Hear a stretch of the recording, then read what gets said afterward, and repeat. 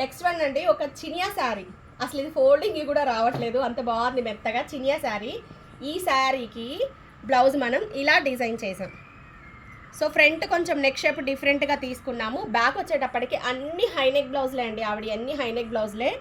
Hands observe చేస్తే 13 inches hand length తీసుకున్నానండి. ఈ హ్యాండ్ లెంత్ ఓవరాల్గా 9 వచ్చేటట్టు ఒకసారి నేను చూపాను.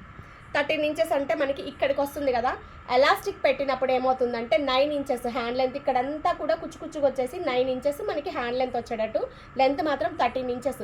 సో అలా మోడల్స్కి మనకి బ్లౌజ్ పీస్ అయితే సరిపోదండి, మళ్ళీ శారీలో పీస్ తీసుకుంటాము. ఈ బ్లౌజ్ అయితే చాలా పెద్దగా వచ్చింది కాబట్టి నేను దీంట్లోదే ఇచ్చాను. సో కొన్ని బ్లౌజెస్ శారీలో చాలా చిన్నగా వస్తాయి, సరిపోదు. ఇగోండి ఎలాస్టిక్ వేసుకుంటే యూనిక్గా చాలా బాగుంటాయి. సో ఆవిడ అంత దూరం నుంచి వచ్చి స్పెషల్లీ మన డిజైన్స్ నచ్చైతే ఇస్తున్నారు. 5 అవర్స్ జర్నీ అండి, అంత జర్నీ వచ్చి ఇచ్చేసి వెళ్తారు పాపం ఎప్పుడు కూడా. సో ఇది చాలా సింపుల్గా ఇచ్చేసాము. శారీ కలర్ కాంబినేషన్కి తగ్గట్టు నార్మల్ బ్లౌజ్ తెలుసు 400 మనం చార్జ్ చేస్తున్నాము.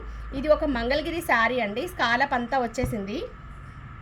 సో మంగళగిరి శారీ, దీనికి జస్ట్ మనకి హ్యాండ్లో ఇలా ఒక యాప్లిక్ వర్క్ అనేది శారీకే వచ్చింది.